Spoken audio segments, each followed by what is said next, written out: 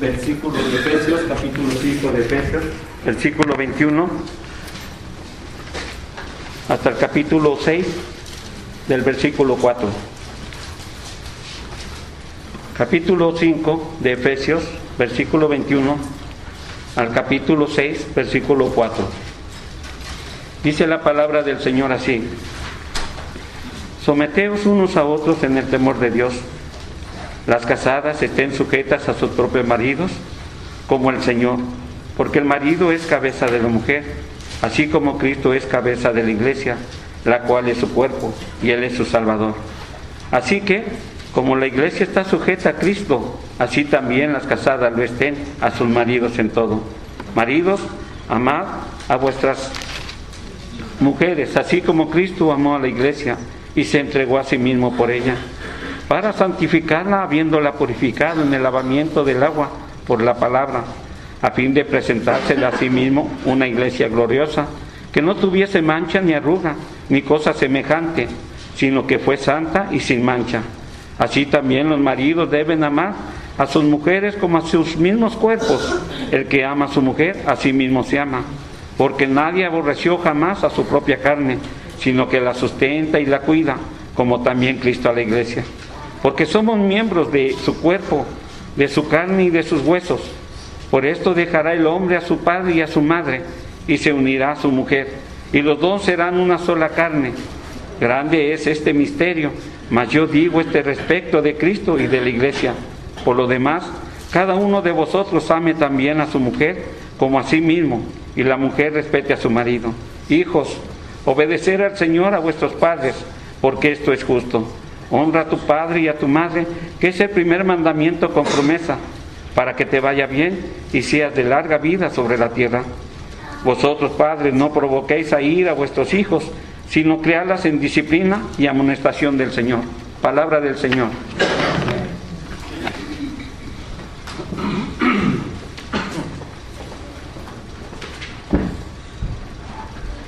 Buenas tardes, hermanos, Dios los bendiga. Es un gozo, un placer estar con ustedes aquí en esta tarde. Y bueno, quiero hacer una invitación porque después se me olvida. La confraternidad en Palmview, hermanos, va a ser en noviembre. Ustedes saben que es siempre el primer viernes de noviembre. Y entonces hago esta invitación de una vez y les dejo saber que el predicador invitado pues va a ser el hermano Max Moore, y el traductor invitado será nuestro hermano Galdiano. No, dice el hermano que no. Tenemos 2 por 1. Oren por mí, hermanos, porque quiero convencer al hermano Galdiano.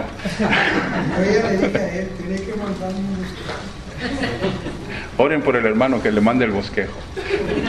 Y si no, también acá tengo mi segunda opción, a mi hermano Carlos Robertson, que nos traduzca.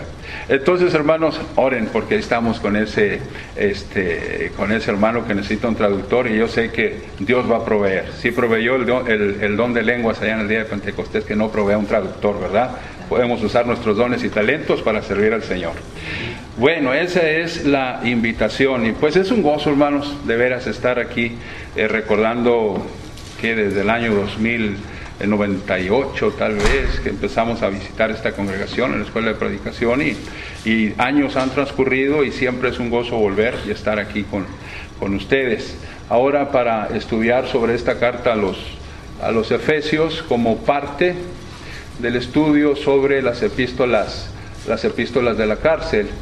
Y ustedes saben que Efesios pues es una de las cartas más ricas en cuanto a doctrina que el apóstol Pablo escribiera estando como prisionero en Roma.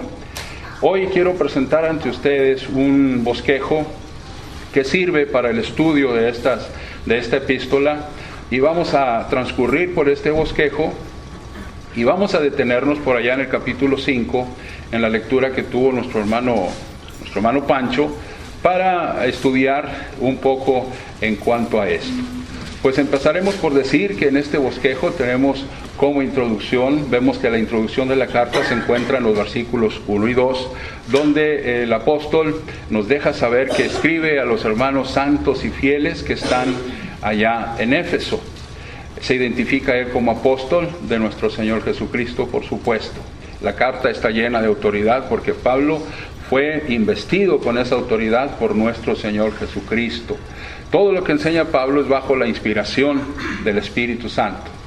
Pablo entonces nos deja saber en esta carta doctrina y práctica. Son los dos grandes puntos que vamos a encontrar en la carta a los Efesios, capítulos 1, 2 y 3 es doctrina, capítulos 4, 5 y 6 práctica de esa doctrina que va enseñando.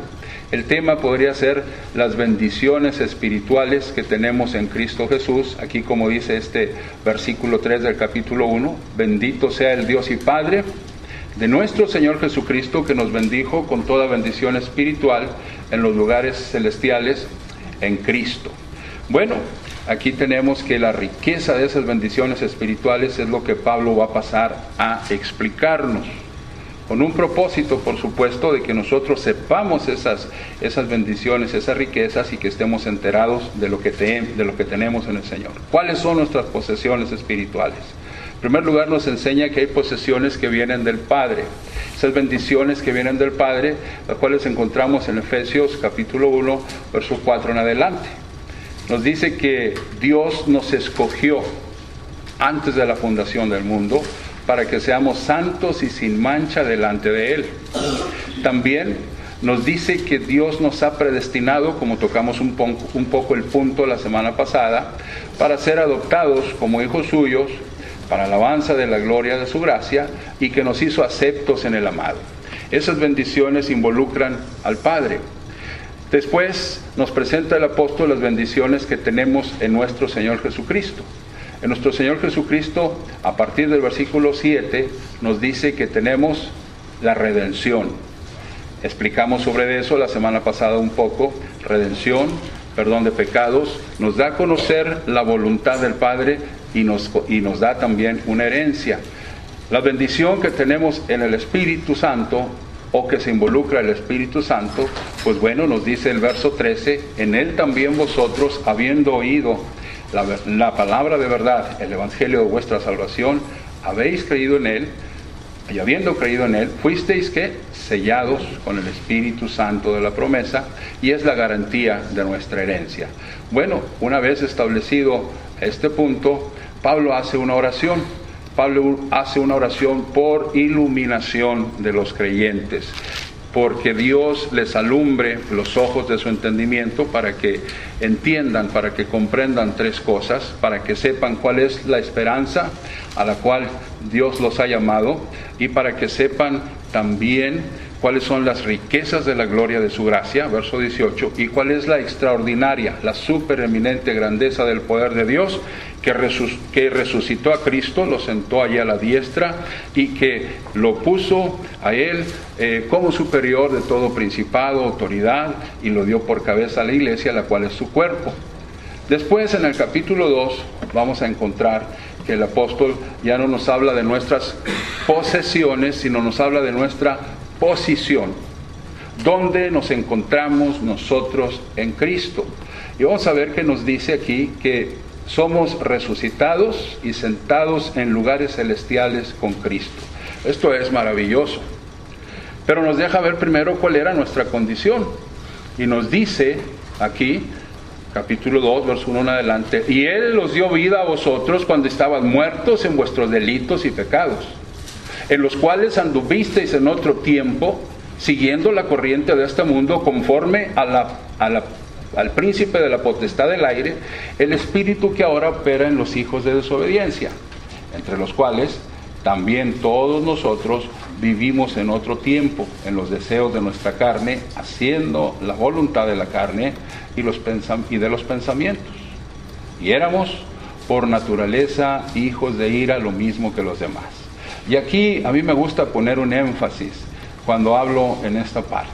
La siguiente palabra, en el verso 4, nos enseña qué éramos y cómo estábamos y qué situación tan tremenda. Pero, dice ahí, pero, ya a nosotros no nos gusta escuchar esa palabra muchas veces en un sentido negativo. Pero, hay algunas veces que decimos, no, a mí no me gusta escuchar peros, no me des peros. Pero cuando encontramos este pero en la Biblia, es un pero de Dios. Pero Dios, que es rico en misericordia, por su gran amor con que nos amó, aún estando nosotros muertos en pecados, nos dio vida. Juntamente con Cristo, por gracia sois salvos. Y juntamente con Él nos resucitó y asimismo nos hizo sentar en los lugares celestiales con Cristo. ¡Qué maravilla! Alguien te puede decir, tú estás hundido en el pecado, tu vida es terrible, no tienes perdón de Dios. Y Dios dice, pero yo te puedo dar vida. Si te arrepientes y obedeces y aceptas y llegas al bautismo, yo puedo perdonarte. Y nos resucita y nos dice entonces que nos da una posición, resucitados con Cristo y sentados en los lugares celestiales con Él. También nos hace ver que somos reconciliados. Nuestra posición es como reconciliados y edificados como templo para morada de Dios en el Espíritu. Y esto lo encontramos en Efesios capítulo 2, versos 11 hasta el 22.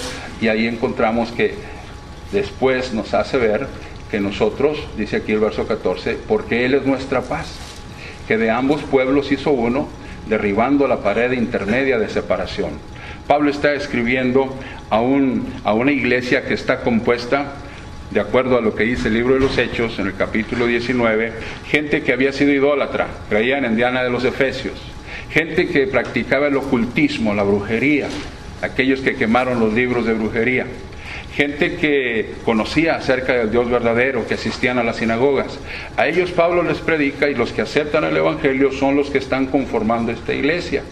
Y entonces Pablo deja saber aquí que Dios de ambos pueblos hizo uno y derribó Jesús por medio de la cruz esas enemistades, esa pared intermedia de separación que nos dividía. Qué bueno que ahora todos nosotros podemos estar unidos en Cristo sin nada que nos separe. Qué bueno que así lo practiquemos. Después el apóstol nos dice, sigamos hasta el versículo 22, y que ahora nosotros somos edificados sobre el fundamento de los apóstoles y profetas, siendo la principal piedra del ángulo Jesucristo mismo. Note, en quien todo el edificio bien coordinado va creciendo para ser un templo santo en el Señor, en quien vosotros también sois juntamente edificados para morada de Dios en el Espíritu. Aquellos que admiraban los templos tan gloriosos que había en Éfeso, como el templo de Diana de los Efesios, considerado una de las 7 maravillas del mundo antiguo, los judíos que tenían el templo en Jerusalén en gran estima, ahora Pablo les está diciendo, ustedes son edificados en la doctrina de los apóstoles, son edificados en Cristo para ser edificados como un templo para morada de Dios en el Espíritu. Y eso es maravilloso, esa es nuestra posición. Luego Pablo hace una segunda oración por habilitación, por capacidad, para que sean capaces. Dice Efesios capítulo 3, verso 18 en adelante, para que sean capaces de comprender con todos los santos cuál sea la anchura, la longitud, la profundidad, la altura ¿de qué? Del amor de Cristo. Si nosotros, Pablo ora para que tengamos ese conocimiento, primariamente a los efesios, por supuesto, y por extensión a todos nosotros que leemos esta carta, para que podamos comprender el amor de Cristo, esa anchura, longitud, profundidad y altura. Y ese amor entonces puede abarcar a todas las personas. Y Pablo está queriendo hablar de la unidad que debe de haber en la iglesia. Si comprendemos ese amor de Cristo, seremos capaces de aceptar a todas las personas en Cristo Jesús en la iglesia. Termina ahí hablando de la doctrina y luego nos habla de deberes y responsabilidades. ¿Qué es lo que nosotros debemos de comportarnos como creyentes en Cristo, como parte de ese cuerpo? Y nos hace varios llamados. En primer lugar, un llamado a caminar ¿en qué? En unidad. Encontramos que a partir del capítulo 4 empieza la vida práctica. Y Pablo dice lo siguiente: yo pues, preso en el Señor, os ruego que andéis dignos, como es digno de la vocación con que fuisteis llamados. Y nos deja ver que necesitamos nosotros andar unidos en Cristo. Y esa unidad que necesitamos en Cristo, esa unidad que necesita la iglesia, tiene que verse sustentada por la edificación que se necesita.